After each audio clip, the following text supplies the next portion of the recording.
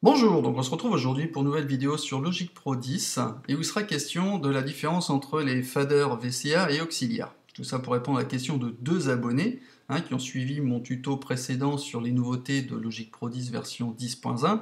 J'ai fait allusion au VCA, donc la création d'une piste en fonction d'un groupe d'instruments, et certains d'entre vous ne voyez pas trop la différence entre le VCA et l'auxiliaire. Donc je me propose de vous l'expliquer.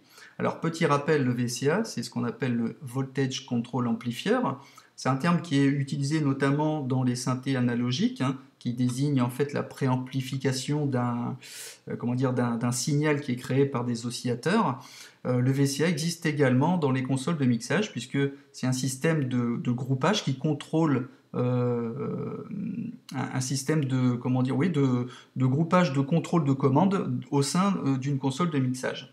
Le fader VCA, lui, il va en quelque sorte gérer un ensemble de signaux en conservant leur indépendance, contrairement à justement une piste groupe audio auxiliaire. Donc je me propose justement de vous en faire la démonstration. Alors là, j'ai créé deux instruments, ici guitare acoustique. J'ai fait une petite séquence en 2 secondes 12 pour le tuto.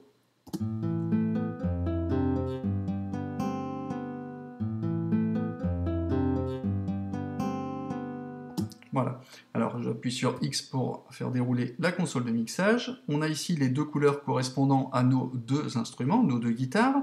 Ici, j'ai 3 pistes de retour avec des effets de reverb. Ils sont envoyés donc via des bus, les sends. Vous voyez, on a 1, 2, 3, 4 qui sont envoyés ici dans les 3 reverbs différentes. Alors, ici, on va créer une piste auxiliaire pour faire un groupe. Donc, je sélectionne la première, Shift la seconde. Je vais orienter la sortie vers un nouveau bus auxiliaire que je vais appeler guitare, tout simplement. Voilà. Et vous allez voir que là, j'ai créé donc une piste auxiliaire. Et si je baisse le volume, vous allez voir ce qui se passe.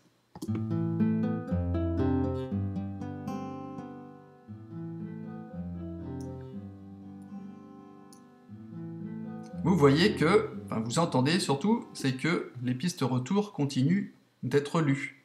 C'est les deux principales n'ont pas de volume, mais on entend les sends. Alors que si j'utilise un VCA, alors je rappelle, pour afficher la piste VCA, c'est présentation, composante, tranche de console VCA, ici désactivé, et là je les affiche. Ok. Là maintenant, je vais créer, ici pour ces deux pistes, je vais créer une tranche VCA, que je vais appeler GTR pour guitare, et là, si je baisse le volume, je vais baisser le volume de l'ensemble du groupe, mais y compris les sends.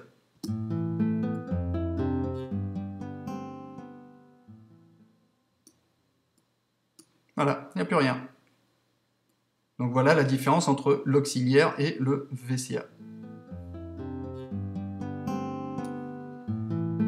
Voilà, donc ça vous permet d'avoir un contrôle global. Donc ça, effectivement, dans vos étapes de mixage, ou si vous souhaitez assigner plusieurs groupes de pistes à des faders, effectivement, vous pouvez tout contrôler avec ce genre de groupe. Voilà, bon c'en est tout pour ce tuto. J'espère qu'il vous aura été utile, qu'il répondra à la question des abonnés. N'hésitez pas à me laisser des commentaires, mettre un j'aime si vous aimez, et je vous dis à bientôt pour de nouveaux tutos. Allez, ciao ciao!